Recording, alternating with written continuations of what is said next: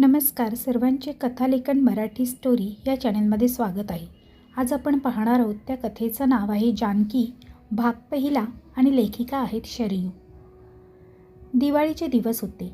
सणासुदीच्या वातावरणामुळे सगळीकडे प्रसन्न वाटत होतं. त्यात नवीनच लग्न झालेली नैना सासरच्या लोकांमध्ये चांगलीच रमली होती. 4 महिने झाले होते लग्नाला तिच्या आणि केशवच्या. उद्यावर आलेल्या भाऊबीजेचा सण तिच्यासाठी अगदी नवखाच होता, कारण ती पहिल्यांदा तिच्या भावापासून लांब होती. पुण्यासारख्या शहरात राहणारी ती दिवाळीनिमित्त तिच्या सासरी गावी आली होती. तिचं सासर होतं नगर जिल्ह्यातलं. आज ती माहेरी जाणार होती. नैना तयार होऊन आली तेव्हा 11 वाजून गेलेले.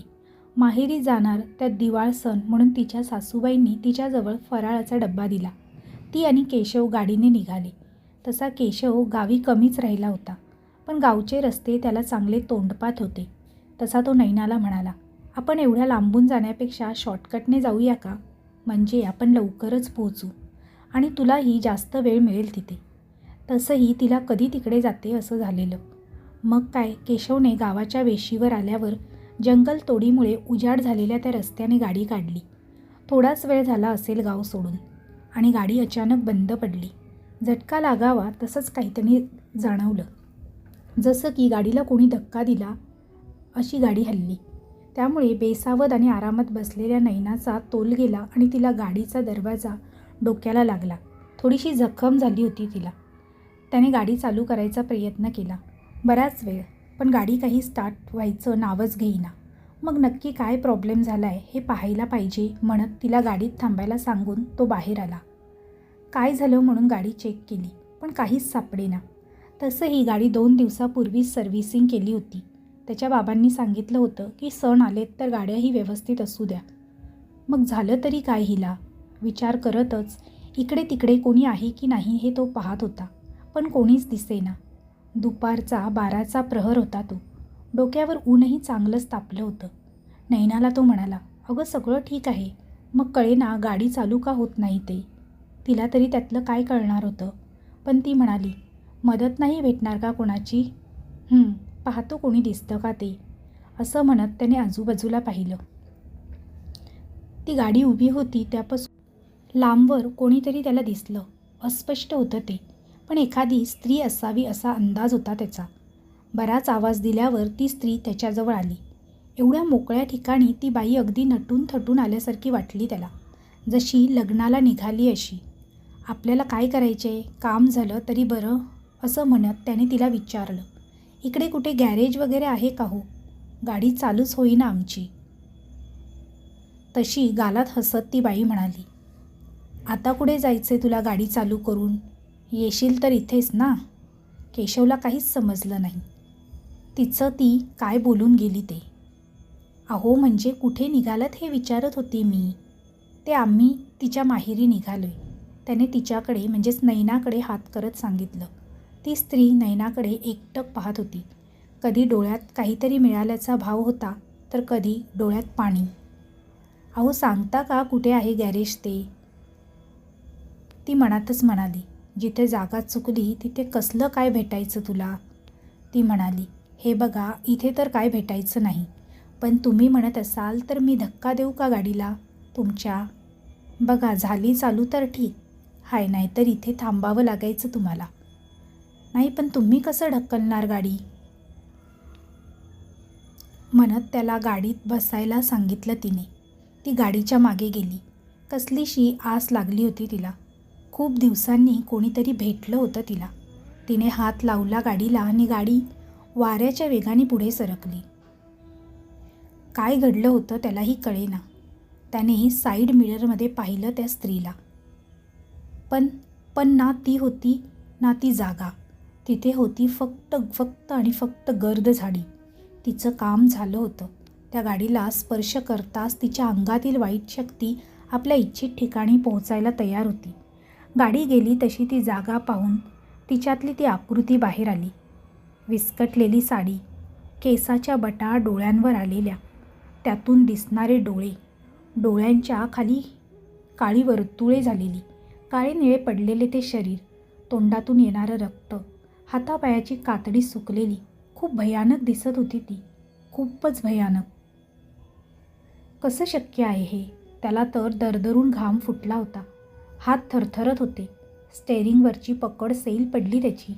गाडी रस्ता सोडून बाजूच्या झाडाला जाऊन धडकणार तोच त्याने ब्रेक मारला. नैना फक्त त्यांच्याकडे पाहत होती.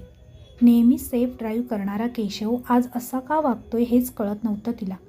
तिला काहीच कळलं नाही काय झालं होतं ते त्याच्याबरोबर. थोडा वेळ शांत बसून राहिला तो. मग पुन्हा त्याने गाडी स्टार्ट केली. ती डायरेक्ट तिच्याच माहेरी जाऊन थांबवली. पूर्ण रस्त्यात फक्त त्या स्त्रीविषयीच विचार त्याच्या डोक्यात येत होते. ती नक्की कोण होती? तिच्याशी बोलताना तर व्यवस्थित वाटली, पण मग आरशात पाहिली तेव्हा कोण दिसलं कसं नाही? आणि ती जागा जिथे आपण होतो ती जागा अचानक कशी झाडीत बदलली? डोकंच काम करत नव्हतं त्याचं. भास कसा असेल? मी तर पाहिलं होतं ना तिला. मग काय होतं ते? मला काही कळत नाही आहे, विचार करत ते दोघेही पोहोचले. नैनाला डोक्याला मार बसला होता, पण ती तिथे काय झालं यापासून दूर होती. घरी आली तर डोक्याची जखम पाहून घरच्यांनी विचारलं काय झालं. तेव्हा गाडी बंद पडल्याचं तिने सांगितलं. पण त्यानंतर आलेली ती स्त्री, तिने गाडीला मारलेला धक्का, हे काहीच तिच्या बोलण्यात आलं नाही. त्यामुळे केशव तर आता अजूनच घाबरला. नक्की काय होतं ते विचार करू लागला. काय होतं हेही काही समजेना त्याला. कोणाशी बोललो तर मलाच वेडा ठरवतील असा विचार करून तो गप्प बसला. नैनाने तिच्या भावाला ओवाळून घेतलं. मग जेवण वगैरे झाल्यावर दोघेही पुन्हा माघारी निघाले. आता मात्र केशवनं ठरवलं होतं की कितीही उशीर झाला तरी चालेल, पण शॉर्टकट अजिबात नको. त्यापेक्षा तो प्रवास जास्त वेळ परवडला.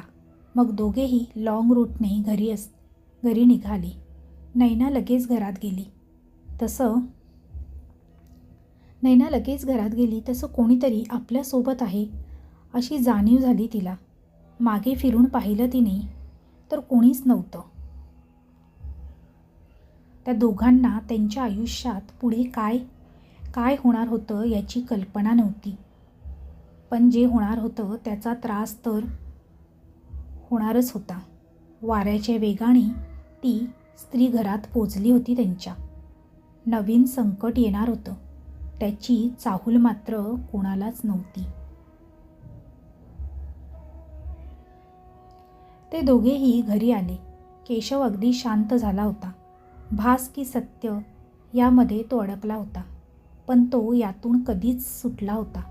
कारण त्या स्त्रीला केशवची काहीच गरजही नव्हती की त्याचा फायदा तिचं सावज तिने हेरलं होतं अगदी सफाईने. नैना घरी आल्यावर तिच्या रूमकडे गेली आणि अचानकच तिला उलट्या होऊ लागल्या. केशव लगेच धावत तिच्याकडे गेला आणि तिच्या पोटात अगदी दुखू लागले. प्रचंड अशा वेदना तिच्या पोटात होत होत्या. तिला पाणी देऊन बेडवर शांत करत बसवलं त्याने, पण तिच्या पोटात होणारी वेदना काही वेगळीच होती. काहीतरी वेगळं जाणवत होतं, पण ते सांगता येत नव्हतं. उद्या डॉक्टरकडे जाऊ असं म्हणत त्याने तिला झोपवलं. सकाळ झाली तशी कामं उरकून झाल्यावर दोघेही गावातल्याच डॉक्टरकडे गेले. तिकडे गेल्यावर समजलं की नैना 1.5 महिन्यांची प्रेग्नंट आहे. आनंद दोघांनाही झाला होता, पण नैनाला अस्वस्थ वाटत होतं. आनंदाचा क्षण असतानाही तिच्या चेहऱ्यावर तेज दिसत नव्हतं. कितीही हसायचा प्रयत्न केला तरी मनातून येणारं हसू चेहऱ्यावर दिसत नव्हतं. केशवनेही तिला विचारलं की काही त्रास होतोय का? काय होतंय तिलाच कळत नव्हतं. तिने नाही म्हणत नकार दिला. दोघेही घरी आले. खूप आनंद झाला होता सगळ्यांना, पण तो आनंद काही दिवसांचा होता हे मात्र कोणालाच माहीत नव्हतं.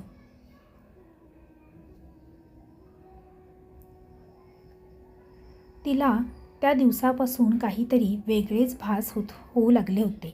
झोपेत कोणीतरी गळा दाबते असं वाटायचं.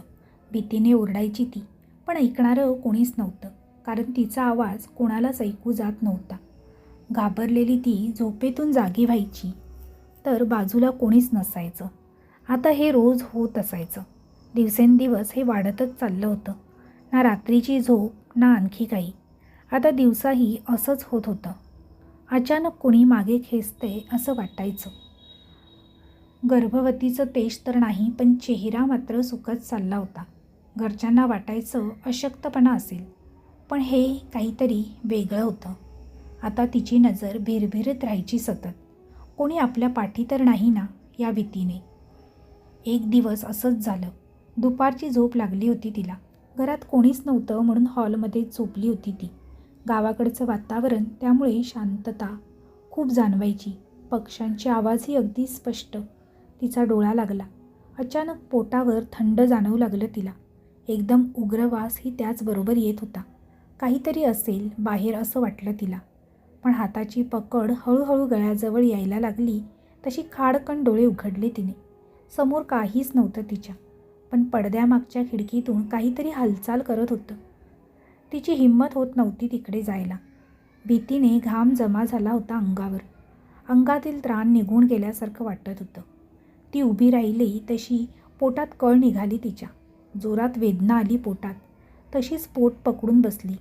नजर खिडकीत होती. पापणी लावणार तोच एक चेहरा तिच्यासमोर आला आणि गायब झाला. ते चेहऱ्याचे भाव पाहून तिची शुद्ध हरपली. नक्कीच काहीतरी विचित्र प्रकार तिच्यासोबत घडत आहे याची कोणालाच कल्पना नव्हती घरात. पण आज तिला असं बेशुद्ध पाहून घरातले घाबरले. केशवने तिला हात लावला तर हाताला चटका बसला. ती तापाने फणफणत होती. त्याने लगेच डॉक्टरकडे नेलं तिला. चेकअप झाल्यावर औषधे घेऊन तिला घरी आणलं. पण तिचा ताप उतरत नव्हता. डोळे उघडले तरी तोच चेहरा दिसायचा. पहिल्यांदा घाबरली असावी ती. घरातलेही काळजीत पडले होते. 2 जीवांची ती, आणि तिची ही अवस्था त्यांना अस्वस्थ करत होती. तिचा चेहरा तर सुकून गेला होता. 2-4 दिवसातच डोळ्याखाली काळी वर्तुळे यायला लागली होती. तिच्याकडे पाहून तर कळेना कोणालाच काय झालंय ते. तिची नजर ही बदलली होती. एकटक पाहत राहायची ती नुसती.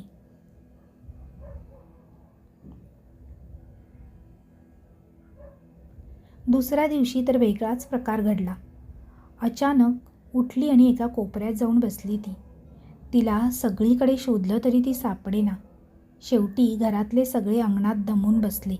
तसे काही शब्द कानावर पडले. मला सोड, मला सोड, नको मारू माझ्या बाळाला. सगळे तिकडे गेलेनी पाहिलं तर नैना एकटीच बाहुली घेऊन खेळत होती. हा प्रकार एवढा भयानक होता की बाहुलीला तिने बारीक बारीक कापून तुकडे केले होते. सगळीकडे खेळणी पसरली होती आणि तिच्या डोळ्यात विचित्र अशी ती आधाशी नजर. सगळेच या प्रकाराने हैराण झाले.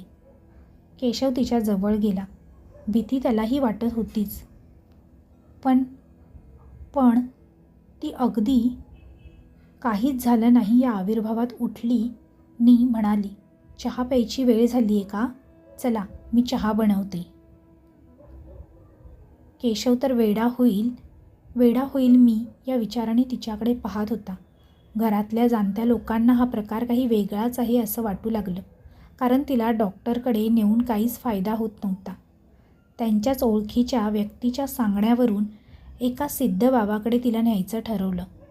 ते बाबा नगरच्या पहाडचेच. तिथे पीर बाबा म्हणून त्यांची ओळख होती. पीर बाबा या नावाने तिथे त्यांना सर्व ओळखत होते. नैनाला तिकडे न्यायचं ठरवलं सर्वांनी. पण ती स्त्री तिला तिकडे जाऊ देत नव्हती. तिला हवं होतं ते तिने मिळवलं. नैनाचं बाळ. झोपेतच पुन्हा तो चेहरा तिच्या अगदी जवळ बसला असं वाटलं. पोटाकडे पाहत ते दात बिचकत. पोटावर दाब पडला आणि सगळं शांत झालं. त्या रात्री तिला शांत झोप लागली होती. सकाळ झाली ती नैनाच्या ओरडण्याने. पूर्ण खोलीत तिला रक्त दिसत होतं. त्यात बाळाला घेऊन बसलेली ती स्त्रीही. तिचा अवतार बघून शब्दही फुटेना. केशव, केशव एवढाच काय तो आवाज आला होता. ती पुन्हा म्हणाली, ती बाई माझं बाळ घेऊन गेली. बघ सगळीकडे रक्त सांडले. ती बघते माझ्याकडे. मला भीती वाटते खूप. मला इथे नाही राहायचं. ती मला पण मारेल. मला नाही राहायचं इथे. ती इथेच बसली आहे. तिला सांग ना, दे ना माझं बाळ. एकटीच नैना बडबड करत होती. केशव तिला मिठीत घेऊन पाठीवर थोपटत होता. तिला शांत करत होता. कारण ती बोलत होती तसं काहीच तर नव्हतं त्या खोलीत. मग ती अशी का बडबड करत होती केशवलाही कळत नव्हते. नको टेन्शन घेऊ, आपण डॉक्टरकडे जाऊ. चेक करून घेऊ म्हणजे तुझी काळजी मिटेल. चालेल ना? केशव तिला समजावत होता. तिनेही होकार दिला. ती स्त्री तिच्या कानात म्हणाली, तू कुठेही जा, तुला बाळ नाही भेटणार. तिने तिरप्या नजरेने पाहिलं तर तो चेहरा तिथेच होता. तिच्याकडे वाकडी मान करून पाहत तिने घाबरून डोळे बंद केले. पुन्हा उघडले तर अचानक अगदी समोर दिसला तो. भीतीची सगळ्यात बेकार अवस्था ती अनुभवत होती सध्या. बाबाकडे जायच्या आधी डॉक्टरकडे जाऊ असं ठरवून ते निघाले. जाताना घराच्या उंबऱ्यात बसून गुरगुर करत ती स्त्री बोलत होती, तुला कुठेच जाऊ देणार नाही मी. शेवटी माझ्यासोबत घेऊन जाणार तुला. ते दात विचकत हसणं कानावर पडत होतं, पण दिसत नव्हतं काहीच. नैनाचं चेकअप झालं तशा त्या डॉक्टर म्हणाल्या, तुम्ही पोटावर पडल्या होत्या का कधी? किंवा खाण्यात काही वेगळं आलं आहे का? किंवा खूप अवजड उचलण्यात आलं आहे का तुमच्या? दोघेही एकत्रच नाही म्हणाले. तशी डॉक्टर म्हणाल्या, आपण काही सोनोच्या टेस्ट करूया, रिपोर्ट लगेच येतील, मग पुढे काय करायचं ते मी सांगते. नैनाचं काळीज धडधडायला लागलं होतं. कानात पुन्हा तोच आवाज घुमत होता, मी नेणार. तेवढ्यात डॉक्टरच्या मागून ती भयानक हसत हसत खिडकीत जाऊन बसली.